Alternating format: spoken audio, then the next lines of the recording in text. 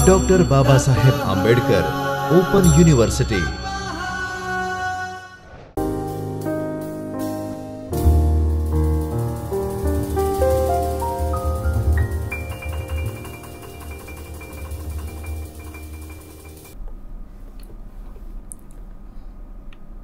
नमस्कार विद्यार्थी मित्रों, मैं Antim Patel, assistant professor in department of library and information science, doctor Baba Saheb Ambedkar open university Ahmedabad में आप सभी का हार्दिक अभिनंदन करता हूं। आज हम इस वीडियो लेक्चर सीरीज़ में master of library and information science में paper ML2-104 information communication technologies application में block 1 database design and management में unit 1 database structures, file and organisation and physical database design के बारे में हम इस लेक्चर में विस्तार से चर्चा करेंगे। प्रस्तावना: किसी भी संगठन की कार्यक्षमता और प्रभावशीलता इस बात पर निर्भर करती है कि उस संगठन की निर्णयन प्रक्रिया कितनी प्रभावी है। निर्णयन का संबंध सीधा विश्वसनीय और सटीक डेटा से होता है। डेटा को संगठित करने में डेटाबेस या डेटाबेस मॉडल का विशेष महत्व रहता है। उपयोक्ता किसी भी डेटाबेस का अवलोकन इसलिए करते हैं ताकि उन्हें जिस सूचना की ज़रूरत है वह उपलब्ध हो सके। इस तरह की ज़रूरत को पूरा करने में डेटाबेस आर्किटेक्चर और मॉडल का विशेष महत्व होता है। डेटाबेस मैनेजमेंट सिस्टम एक समूह होता है जिसमें अंतर संबंधित डेटा संग्रह या प्रोग्राम संग्रह होता है जिससे डेटा का एक्सेस किया जाता है। डेटाबेस मैनेजमेंट सिस्टम का महत्वपूर्ण उद्देश्य होता है कि वह एक ऐसा वातावरण तैयार हो जिसके लोग अपनी आवश्यक सूचना को संग्रहित तथा पुनः प्राप्त कर सके, जो कि उपयुक्त तथा लाभकारी हो। डेटाबेस एक एब्स्ट्रैक्ट व्यू देता है। यह उपयोगकर्ता से कुछ विवरण छुपाता है, जैसे कि डेटा कैसे संग्रहित और मेंटेन होता है। डेटाबेस इस तरह की सूचना को पाता है और उपयोगकर्ताओं को डेटा का केवल एब्स्ट्रैक्ट व्यू ही दिखाता है। बाकी अन्य प्रमुख सूचनाओं को उपयोगकर्ता से छुपाता है, जिससे उपयोगकर्ता को यह पता न चले कि डेटा को कहीं पर संग्रहित किया जाता है और कैसे उस डेटा को अरेंज या व्यवस्थित किया जाता है। स्कीमा, सब स्कीमा एंड इंस्टेंस: किसी भी डेटा मॉडल में यह जरूरी है कि डेटाबेस का विवरण और डेटाबेस अपने आप में को अलग पहचान हो। डेटाबेस के विवरण को हम डेटाबेस स्कीमा कहते हैं। यह डेटाबेस अभिकल्प या डिज़ाइनिंग के संबंध में तैयार किया जाता है। यह संपूर्ण डेटाबेस का तार्किक विवरण होता है जिसको कॉन्सेप्चुअल लेवल पर तैयार किया जाता है। स्कीमा को हम कम्युनिटी यूजर्स व्यू या एंटरप्राइज भी कहते हैं। जैसे चित्र में इसको दर्शाया जाता है उसे स्कीमा डायग्राम कहते हैं। इसमें प्रत्येक रिकॉर्ड टाइप की संरचना को दर्शाया जाता है। स्कीमा के सबसेट्स केवल डेटा होते हैं जिनकी किसी पर्टिकुलर एप्लीकेशन में ज़रूरत होती है। इसे सब स्कीमा कहते हैं। इसको यूज़र व्यू भी कहते हैं। सब स्कीमा के द्वारा एक्सटर्नल लेवल पर विवरण उपलब्ध करवाया जाता है। किसी भी डेटाबेस में डेटा का परिवर्तन होना अनिवार्य है। किसी खास समय पर उपलब्ध डेटा को हम ऑक्यूरेंस या इंस्टेंस कहते हैं। Database architecture: database management system में 3 स्तर के डेटा एब्स्ट्रैक्ट होते हैं। बाह्य स्तर या एक्सटर्नल लेवल यह उपयोगकर्ता के द्वारा देखे जाने वाला हिस्सा है। इसमें पूरे डेटाबेस के केवल कुछ हिस्सों को ही लिया जाता है, वही हिस्से दिखाते हैं और बाकी सभी हिस्सों को छुपाते हैं। इसे हम उच्च स्तरीय या हाई लेवल एब्स्ट्रैक्शन भी कहते हैं। सेकंड, कॉन्सेप्चुअल लेवल: इसमें विभिन्न व्यक्तियों द्वारा बाह्य दृष्टिकोण या एक्सटर्नल व्यू में देखे गए डेटाबेस संरचना का समूह होता है। यह पूर्ण डेटाबेस की संरचना की व्याख्या करता है। यह कुछ विवरणों को छुपाता है, साथ ही एंटिटी, डेटा का प्रकार, संबंध या यूज़र ऑपरेशनल और अवरोध भी दिखाता है। इसे मिडिल लेवल एब्स्ट्रैक्शन भी कहते हैं। And third one is internal view level. यह डेटाबेस में भौतिक संग्रह के अभिगम पथ या एक्सेस पाथ, अर्थात डेटाबेस में से उपयोगकर्ता को कोई भी डेटा किसी तरह से अभिगम या प्राप्त होगा की व्याख्या करता है। इसे निम्न स्तरीय एब्स्ट्रैक्शन या लोअर लेवल एब्स्ट्रैक्शन भी कहते हैं। Data independence. डेटा स्वतंत्रता को दो प्रकार से परिभाषित किया जाता है। फर्स्ट, तार्किक डेटा या स्वतंत्रता या लॉजिकल डेटा इंडिपेंडेंस। इसमें यह क्षमता होती है कि हम कॉन्सेप्चुअल स्कीमा में बिना किसी परिवर्तन के एक्सटर्नल स्कीमा या एप्लीकेशन प्रोग्राम के अंदर कोई भी परिवर्तन कर सकते हैं। इस डेटाबेस को कॉन्सेप्चुअल स्कीमा में विस्तारित कर परिवर्तन कर सकते हैं, जैसे कि रिकॉर्ड टाइप या डेटा एलिमेंट्स को जोड़ सकते हैं या हटा भी सकते हैं इत्यादि, लेकिन इसका कोई प्रभाव एक्सटर्नल स्कीमा पर नहीं पड़ता है। Second, physical data independence. इस प्रकार इसमें यह भी क्षमता होती है कि हम बिना किसी परिवर्तन के कॉन्सेप्चुअल स्कीमा के अंदर इंटरनल स्कीमा में कोई भी परिवर्तन कर सकते हैं। इस प्रकार ट्री स्कीमा के द्वारा हम डेटा स्वतंत्रता के लक्ष्य दोनों स्तरों यानी फिजिकल और तार्किक लॉजिकल स्तरों पर आसानी से प्राप्त कर सकते हैं। डेटाबेस प्रणाली या डेटाबेस सिस्टम आर्किटेक्चर। डेटाबेस अनुप्रयोगों को हम प्रायः दो भागों में बांटते हैं। प्रथम, द्विस्तरीय आर्किटेक्चर या 2 टायर आर्किटेक्चर, और सेकंड, त्रिस्तरीय आर्किटेक्चर, 3 टायर आर्किटेक्चर। जैसा कि चित्र में दिखाया गया है, द्विस्तरीय आर्किटेक्चर के अंदर अनुप्रयोगों को एक कंपोनेंट्स की तरह विभाजित किया जाता है, जो कि क्लाइंट मशीन में अंदर होता है, जो सर्वर मशीन से क्वेरी लैंग्वेज स्टेटस के द्वारा डेटाबेस प्रणाली की फंक्शनैलिटी का आह्वान करता है। एप्लीकेशन प्रोग्राम इंटरफेस स्टैंडर्ड का प्रयोग कर क्लाइंट और सर्वर का में अंतक्रिया या इंटरेक्शन कराया जाता है। सेकंड वन, त्रिस्तरीय आर्किटेक्चर में क्लाइंट मशीन केवल फ्रंट एंड में कार्य करती है तथा इसका सर्वर से सीधा संबंध नहीं रहता है, बल्कि क्लाइंट मशीन द्वारा कम्युनिकेट कराया जाता है। एप्लीकेशन सर्वर के द्वारा डेटाबेस प्रणाली से डेटा एक्सेस करने के लिए एप्लीकेशन सर्वर बदले में कम्युनिकेट करता है।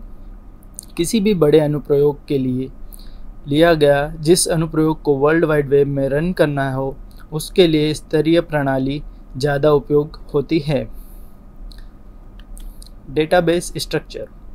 डेटाबेस प्रणाली कंप्यूटराइज्ड रिकॉर्ड या कंप्यूटराइज्ड रिकॉर्ड कीपिंग प्रणाली होती है, जिसमें बहुत अधिक सुविधाएं उपलब्ध होती है। इसमें हम रिकॉर्ड्स और सूचना को डेटाबेस के रूप में एकत्रित कर सकते हैं।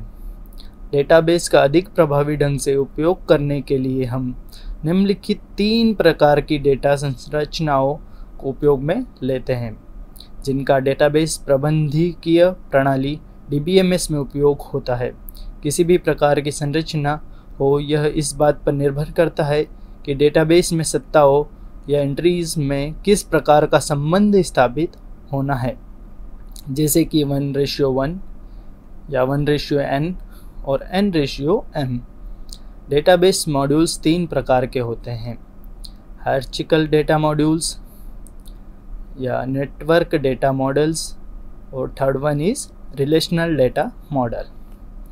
तो आइए हम बात करते हैं हायरार्चिकल डेटा मॉडल्स की। इस चित्र में पुस्तकालय एक मूल स्तर सत्ता है जिसकी 2 संतानें हैं, पुस्तक और उपयोगकर्ता। पुस्तक की कई प्रतियां हो सकती हैं। इसी प्रकार उपयोगकर्ता के पास भी पुस्तकें देह हो सकती हैं। इस प्रकार की संरचना को ट्री मॉडल भी कहते हैं। इस तरह की संरचना में एक सत्ता एंटिटी की मात्र एक ही पैतृक सत्ता होती है, जैसे कि चित्र में दर्शाया गया है कि ग्रैंड पेरेंट्स अर्थात प्रत्येक सत्ता या डेटा पद जो कि ग्रैंड पेरेंट्स के स्तर पर दर्शाई गई है। उसके एक ऊपर स्तर पर एक ही पेरेंट्स है जो कि ग्रैंड पेरेंट्स हैं। इसी प्रकार अलग अगर पेरेंट्स के स्तर को देखें तो उनके ऊपर का स्तर ग्रैंड पेरेंट्स का है। चिल्ड्रंस लेवल के ऊपर पेरेंट्स लेवल है। सबसे ऊपर के स्तर को मूल रूट कहा जाता है और अपने से निचले स्तर पर पेरेंट्स कहलाता है। जिस प्रकार एक व्यक्ति की कई संतानें हो सकती है, उसी प्रकार प्रत्येक मूल से कई रिकॉर्ड संबंध होते हैं। प्रत्येक पेरेंट्स की भी कई संतान हो सकती है, किंतु संतानों में केवल एक ही पेरेंट्स होते हैं। इसलिए इस तरह के समाज को हम एक से अनेक का संबंध या वन टू मैनी रिलेशन कहते हैं। इस प्रकार की संरचना में डेटा सुपीरियर और सब ऑर्डिनेट्स के रूप में होता है। प्रत्येक पेरेंट को नोड भी कहते हैं। आइए सेकंड की बात करते हैं। नेटवर्क डेटा मॉडल्स भी पदानुक्रमिक संरचना की ही तरह होती है, केवल इसमें किसी भी सत्ता के एक से ज़्यादा पेरेंट्स होते हैं। एक संरचना में रिकॉर्ड्स आपस में जुड़े रहते हैं और दो रिकॉर्ड्स के मध्य में सीधा संबंध होता है, जिसे हम लिंक भी कहते हैं। जाल तंत्र डेटा संरचना में संबंध 1:1 या 1:many या many:1 होता है। उदाहरण है, किसी भी पुस्तकालय की कई शाखाएं हो सकती हैं और प्रत्येक शाखा में कई इकाइयाँ हो सकती है। इसके अंतर्गत कला पुस्तकालय का उपयोगकर्ता विज्ञान पुस्तकालय से भी पुस्तक ले सकता है। इसी प्रकार किसी भी पुस्तकालय का स्टाफ किसी दूसरे पुस्तकालय की पुस्तकों का वर्गीकरण एवं सूचीकरण कर सकता है। शाखा पुस्तकालयों में स्टाफ की कमी की समस्या हो तो एक कर्मचारी अधिग्रहण के साथ साथ तकनीकी अनुभाग में भी कार्य कर सकता है। इस प्रकार तकनीकी अनुभाग का कर्मचारी इसके साथ आदान प्रदान में भी कार्य कर सकता है। इस तरह के संबंध नेटवर्क संरचना में होते हैं। संबंधित डेटा संरचना। Third, relational data model. Model में हर सूचना एक साधारण तालिका के रूप में देखी जाती है। इन तालिकाओं को संबंध कहते हैं या रिलेशंस कहते हैं। तालिकाओं में आपस में संबंध को निम्नलिखित चित्र में दर्शाया गया है। रिलेशनल मॉडल में डेटा को तालिका के रूप में रखा जाता है, जिसे उपयोगकर्ता द्वारा आसानी से समझ सकते हैं, क्योंकि यह एक डेटा को रखने का सरल उपाय है। यह गणित के रिलेशनल थ्योरी पर निर्भर है। ओरेकल और साइबस न्यूमेरिकल डेटाबेस प्रबंधन प्रणाली, जो कि रिलेशनल मॉडल पर आधारित है, के कुछ उदाहरण हैं। रिलेशनल डेटाबेस एक डेटा का संग्रह होता है जो किसी प्रणाली के अंतर्गत विभिन्न संबंधों में स्थापित होते हैं। RDBMS प्रोग्रामों का संग्रह होता है जिसके द्वारा डेटा डेटाबेस में रिलेशनल डेटाबेस के रूप में ऑर्गेनाइज होता है। इसमें निम्नलिखित टर्म्स का प्रयोग किया जाता है। रिलेशनशिप या टेबल या डेटाबेस या फाइल एट्रीब्यूट्स, कॉलम्स या फील्ड टपल्स, रो, रिकॉर्ड्स, डोमेन और range type. Third, database structure and types और रिलेशनशिप। किसी फाइल में रिकॉर्ड के बीच वास्तविक या लॉजिकल संबंध को डेटा संरचना निर्देशित करती है। डेटा संरचना इस प्रकार को दर्शाती है कि डेटा एलिमेंट परस्पर संबंधित है या परस्पर निर्भर है तथा डेटा तल को किस तरह से संगठित किया गया है। इसमें वास्तविक डेटा फिजिकल डेटा स्ट्रक्चर यह दर्शाती है कि डेटा पथ को संग्रहण स्टोरेज डिवाइस में किस तरह संग्रहित किया गया है। तार्किक दृष्टिकोण को हम मानवीय दृष्टिकोण डेटा भी कहते हैं। लॉजिकल डेटा अभिकल्पन विभिन्न प्रकार की प्रक्रिया में मदद करती है। एंटिटी रिलेशनशिप डायग्राम में तार्किक लॉजिक व्यू को एरो के रूप में दर्शाया जाता है, जो कि यह दर्शाता है कि किसी एक फील्ड का एक फील्ड में आपस से क्या संबंध है। जैसे हम आते हैं संबंधित। फर्स्ट में संबंधित शब्दावली या रिलेटेड टर्मिनोलॉजी। डेटा के संबंधों को समझने के लिए हमें डेटा मॉडल से संबंधित टर्मिनोलॉजी को जानना जरूरी है। फर्स्ट, एंटिटी कोई वस्तु या विषय जिसकी आसानी से पहचान हो सके, जैसे कि कोई ऑब्जेक्ट, स्थान, पीपल, अवधारणा, क्रियाकल्प, इत्यादि, जिसकी सूचना या डेटा हम डेटाबेस में संग्रहित करते हैं। यह टेंजिबल ऑब्जेक्ट भी हो सकते हैं, जिसे हम देख नहीं सकते, छू नहीं सकते या स्पर्श नहीं कर सकते, जिसकी स्पष्ट व्याख्या की जा सकती है। उदाहरणतः पुस्तक, पत्रिका इत्यादि। सत्ता नॉन टेबल ऑब्जेक्ट्स भी हो सकते हैं, जैसे लेन देन, कार्य, प्रबंध, व्यवहार, सौदा या एक अवधारणा, कोई विचार इत्यादि, जिसको कि देखा या स्पर्श नहीं किया जा सकता है। अतः सत्ता एक ऐसा विषय होता है जो कि प्रत्यक्ष भी हो सकता है या कॉन्सेप्चुअल भी हो सकता है। हम ऑब्जेक्ट को इस डेटाबेस के रिकॉर्ड में स्टोर करते हैं। सेकंड, गुण एट्रीब्यूट। प्रत्येक सत्ता के बहुत से गुण होते हैं जो इस सत्ता की विशेषताओं को बतलाते हैं।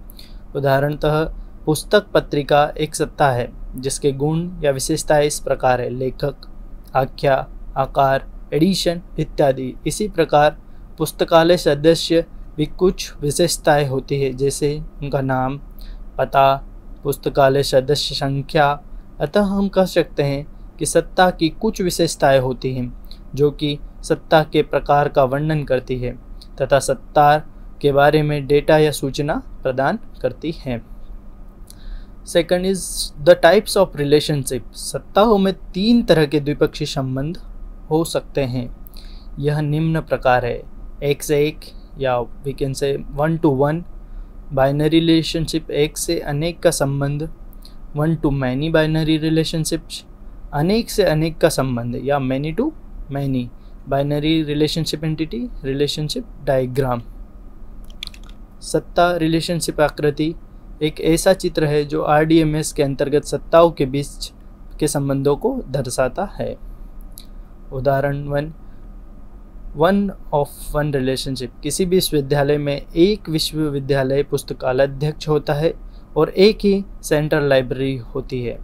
इनके बीच जो संबंध होता है वह निम्न प्रकार से होता है। इस तरह के संबंध को हम 1 to 1 संबंध कहते हैं। Second, 1 to many relation. कोई पुस्तकालय अध्यक्ष अपने स्टाफ का चयन करता है तो इस तरह के संबंध निम्नलिखित प्रकार से होता है। इसमें पुस्तकालय अध्यक्ष एक है और स्टाफ अनेक हो सकते हैं। इसे हम 1 to many रिलेशन कहते हैं। Third one is many to many. किसी भी पुस्तकालय में एक से ज़्यादा उपयोगकर्ता हो सकते हैं और एक से ज़्यादा पुस्तकें निर्गम होती है। इस तरह का संबंध निम्नलिखित प्रकार से होता है। इस प्रकार जो संबंध स्थापित होता है वह मैनी टू मैनी होता है। इस प्रकार जब हम रिलेशनशिप डेटाबेस को बनाते हैं तो उस डेटाबेस से संबंधित सभी सत्ताओं को आइडेंटिफाई किया जाता है तथा उनके पारस्परिक संबंध को दर्शाया जाता है। प्रत्येक सत्ता की अपनी विशेषता होती है। उपयुक्त चित्र के अनुसार किसी भी पुस्तक को कुछ विशेषताएं होती है, जैसे उसका कोई लेखक होगा, उसकी एक आख्या होगी, कोई प्रकाशक होगा, उसकी ISBN नंबर होगा। यदि पुस्तक पुस्तकालय की है तो उसका एक्सेशन नंबर भी होगा। इस प्रकार अगर कोई व्यक्ति किसी पुस्तकालय का सदस्य है तो उसका मेंबरशिप नंबर भी होगा, या सदस्य नाम, पता, सदस्य संख्या, कक्षा, यह वह किस संख्या का है। ज़्यादातर संबंध बाइनरी होते हैं, लेकिन ये संबंध टर्सरी या मल्टी रिलेशनशिप भी हो सकते हैं। ये संबंध बहुपक्षीय भी होते हैं। क्लाइंट सर्वर सिस्टम बहुत तेज़ी से विकसित हो रहा है। डेटा प्रबंधन के लिए मुख्यतः लोकल एरिया नेटवर्क LAN के अंदर जहां व्यक्तिगत कंप्यूटर जुड़े होते हैं उसमें DBMS के कार्य को हम 2 भागों में बांटते हैं। प्रथम, क्लाइंट्स जो कि इंटरफेस होता है, यूज़र जिसका कार्य एप्लीकेशन प्रोग्राम को चलाना और सुविधाएं प्रदान करना है। इसमें दूसरा भाग होता है सर्वर, जो डेटाबेस इंजन को उपलब्ध कराता है जिससे डेटा का प्रबंधन होता है तथा क्लाइंट की पूछा का उत्तर देता है। Local area network technology multiple personal computer में संसाधन को आपस में बदलते हैं। इस तरह की बांटने की प्रक्रिया को सुचारू रूप से चलाने के लिए इसमें एक डेडिकेटेड कंप्यूटर होता है जो नेटवर्क के अंदर सभी संसाधनों को नियंत्रण में रखता है। File and their organisations. File संगठनों और अनुक्रमितों के प्रभावी चयन के लिए यहाँ हम विभिन्न प्रकार के फाइल संगठन का विवरण प्रस्तुत करते हैं। First one is file storage concept. एक फाइल रिकॉर्ड का एक क्रम है। फाइल संगठन भौतिक लेआउट या फाइल में रिकॉर्ड घटनाओं की संरचना को संदर्भित करता है। फाइल संगठन उस तरीके को निर्धारित करता है जिस तरह से रिकॉर्ड संग्रहित और एक्सेस किया जाता है। कई मामलों में एक फाइल में सभी रिकॉर्ड्स एक ही रिकॉर्ड प्रकार के होते हैं। यदि फाइल के हर रिकॉर्ड का आकार एक समान या बाइट्स में, तो फाइल को निश्चित लंबाई के रिकॉर्ड से बनाया जाता है। यदि फाइल के अलग अलग रिकॉर्ड्स के अलग अलग आकार हैं, तो फाइल्स को वेरिएबल्स रिकॉर्ड से बनाया जाता है। फाइल्स में कई कारणों से चर लंबाई रिकॉर्ड्स हो सकते हैं। फाइल रिकॉर्ड्स एक ही रिकॉर्ड प्रकार के होते हैं, लेकिन एक या अधिक फील्ड अलग अलग आकार चर लंबाई वाले फील्ड के होते हैं। सेकंड, फाइल रिकॉर्ड एक ही रिकॉर्ड प्रकार के होते हैं, लेकिन एक या अधिक फील्ड में व्यक्तिगत रिकॉर्ड के लिए कई मान हो सकते हैं। ऐसे क्षेत्र और रिपीटिंग फील्ड कहा जाता है, और फील्ड के लिए मूल्यों के समूह को अक्सर रिपीटिंग ग्रुप कहा जाता है। या फाइल रिकॉर्ड एक ही रिकॉर्ड प्रकार के होते हैं, लेकिन एक या एक से अधिक फील्ड वैकल्पिक होते हैं। फाइल में अलग अलग रिकॉर्ड्स प्रकार और इसलिए अलग अलग आकार मिश्रित फाइल्स के रिकॉर्ड्स हैं। तब होता है जब डिस्क ब्लॉक पर विभिन्न प्रकार के संबंधित रिकॉर्ड को एक साथ रखा गया हो या एक साथ रखा जाता है। Second, sequential file organisation. यह DBMS में सबसे सरल फाइल की विधि है। इसमें रिकॉर्ड्स को एक के बाद एक क्रमबद्ध तरीके से ऑर्गेनाइज किया जाता है। इसमें रिकॉर्ड्स को सर्च की और की फील्ड के अनुसार असेंडिंग और डिसेंडिंग ऑर्डर में ऑर्गेनाइज किया जाता है। इसमें आप बीच में किसी नए रिकॉर्ड को नहीं डाल सकते, बल्कि उसे अंत में डाला जाता है। सीक्वेंशियल रिकॉर्ड्स को ऐसी डिवाइस जैसे मैग्नेटिक टेप में स्टोर किया जाता है, जो कि सीक्वेंशियल एक्सेस की अनुमति देती है। इसमें अगर आपको किसी पर्टिकुलर रिकॉर्ड को एक्सेस करना है, तो आपको इसके पहले के सभी रिकॉर्ड्स को रीड करना पड़ेगा। जैसे अगर आपको रिकॉर्ड 12 को एक्सेस करना है, तो आपको रिकॉर्ड 11 तक सभी रिकॉर्ड्स को भी रीड करना पड़ेगा, क्योंकि इसमें कोई रैंडम की नहीं होती जिसके कि आप रिकॉर्ड को सर्च कर सकें। Third one is index sequential access method, ISAM। इन इंडेक्स सीक्वेंशियल फाइल रिकॉर्ड्स अवधियों को सॉर्ट किया जाता है और डायरेक्ट एक्सेस स्टोरेज डिवाइस पर प्राथमिक कुंजी द्वारा क्रम में संग्रहित किया जाता है। इसके अलावा एक अलग तालिका या फाइल, जिसे एक सूचकांक कहा जाता है, को प्रत्येक रिकॉर्ड घटना का भौतिक पता देने के लिए प्राथमिक प्रमुख मूल्यों पर रखा जाता है। यह दृष्टिकोण इंडेक्स टेबल और अनुक्रमिक पहुंच के माध्यम से रिकॉर्ड घटनाओं के लिए सीधी पहुंच देता है, जिस तरह से भंडारण माध्यम पर रिकॉर्ड रखे जाते हैं। Fourth one is direct access method, DAM। सीधी पहुंच विधि का उपयोग करते समय फाइल में रिकॉर्ड होने वाली घटनाओं को भंडारण मीडिया पर किसी विशेष अनुक्रम में व्यवस्थित करने की आवश्यकता नहीं होती है। हालांकि कंप्यूटर को विभिन्न प्रत्यक्ष संगठन विधियों का उपयोग करके प्रत्येक रिकॉर्ड के संग्रहण स्थान का ट्रैक रखना चाहिए, ताकि ज़रूरत पड़ने पर डेटा पुनः प्राप्त हो सके। नए लेन देन डेटा को क्रमबद्ध नहीं करना पड़ता है और प्रसंस्करण के लिए तत्काल प्रतिक्रिया या अपडेट की आवश्यकता होती है। फिजिकल डेटाबेस डिज़ाइन, डेटा संरचना और फाइल संगठन भौतिक डेटाबेस डिज़ाइन में महत्वपूर्ण भूमिका निभाते हैं। भौतिक डिज़ाइन का लक्ष्य भंडारण में डेटा की उचित संरचना के साथ आना है, ताकि डेटाबेस का अच्छा प्रदर्शन सुनिश्चित हो सके। डेटाबेस पर चलने के लिए अपेक्षित प्रश्नों, लेन देन और अनुप्रयोगों को जानने तक सार्थक भौतिक डिज़ाइन निर्णय और प्रदर्शन विश्लेषण करना संभव नहीं है। निम्नलिखित पहलू भौतिक डेटाबेस डिज़ाइन को प्रभावित करते हैं। डेटाबेस प्रश्नों और लेन देन का विश्लेषण। प्रत्येक प्रश्न के लिए हमें निर्देशित करना चाहिए। ए, क्वेरी द्वारा एक्सेस की जाने वाली फाइलें। बी, वे विशेषताएं जिन पर क्वेरी के लिए किसी भी चयन की शर्तों को निर्देशित किया गया है। सी, वह विशेषताएं जिन पर क्वेरी के लिए कई तालिकाओं को जोड़ने के लिए कोई भी स्थिति या शर्तें सम्मिलित होती है। डी, वे गुण जिनके द्वारा मान क्वेरी द्वारा प्राप्त किए जाएंगे। सेकंड, प्रश्नों और लेन देन की अपेक्षित आवृत्तियों का विश्लेषण करना।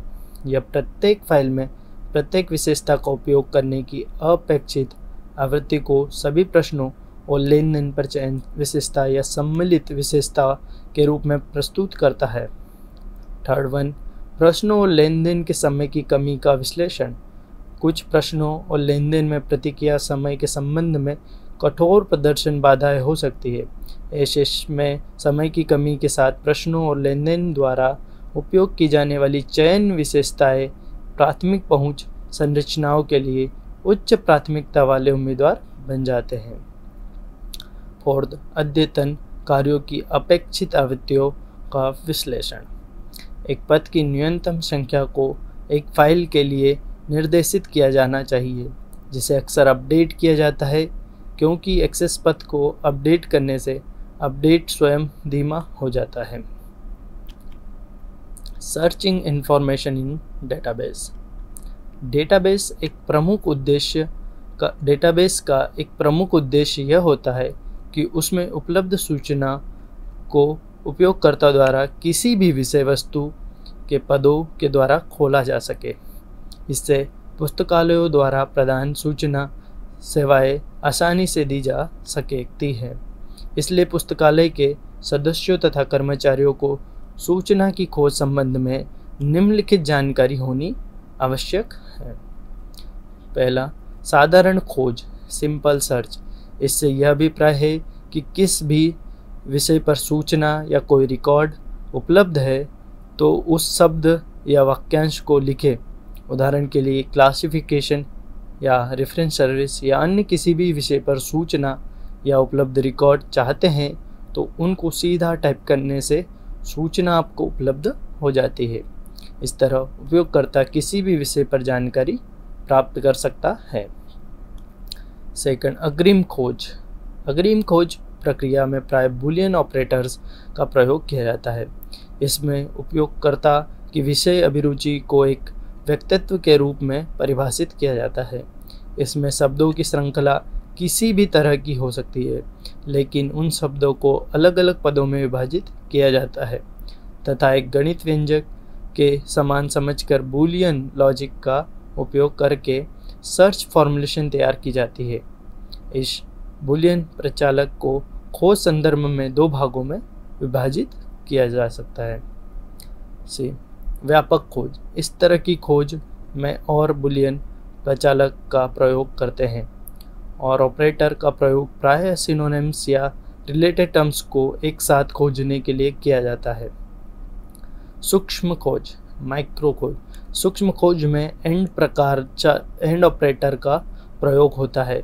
इसमें हम खोज को जितना नैरो ले जा सकते हैं। कभी कभी उपयोगकर्ताओं द्वारा किसी विशेष विषय पर खोज करने से हम इस तर्क का प्रयोग करते हैं, क्यों इसमें हम एब्स्ट्रैक्ट या स्टार चिन्ह का प्रयोग करते हैं। ए एंड बी का अर्थ है कि एक ऐसे समुच्चय जिसमें ए तथा बी दोनों समुच्चय के तत्व निहित हो, अर्थात उन तत्वों को प्रदर्शित करता है जो ए तथा बी दोनों में उभयनिष्ठ है। उदाहरण के लिए रंगानाथन एब्स्ट्रैक्ट क्लासिफिकेशन। इसमें पुस्तकालय में क्लासिफिकेशन पर बहुत सारी पुस्तकें हैं तथा रंगानाथन द्वारा लिखी गई सभी पुस्तकें हैं। उपयुक्त सर्च फॉर्मेशन से हमें वे पुस्तकें जो पुस्तकें रंगानाथन द्वारा क्लासिफिकेशन पर लिखी गई हैं प्राप्त होगी। या प्रचालक।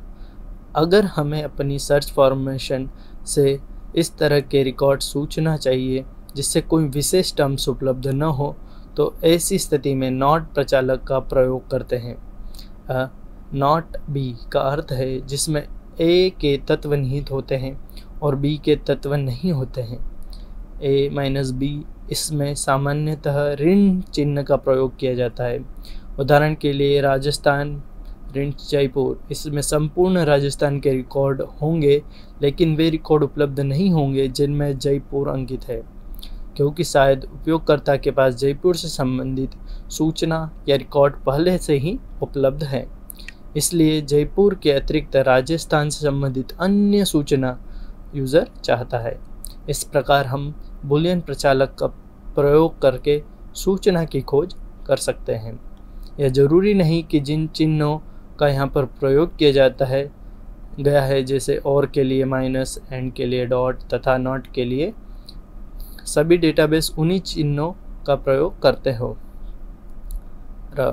अन्य प्रचालक, बूलियन प्रचालक के अतिरिक्त अन्य प्रचालकों का प्रयोग भी होता है, जैसे ट्रंकेटेड प्रचालक। कभी कभी हम एक रूट वर्ड के द्वारा उससे संबंधित सभी पदों को सामूहिक रूप से खोज सकते हैं। उदाहरण के लिए इकोनॉमी प्लस, सामान्यतः ऐसी खोज फंक्शनल सर्च के लिए डॉलर का प्रयोग करते हैं, ट्रांजैक्शन के लिए प्रयोग किया जाता है।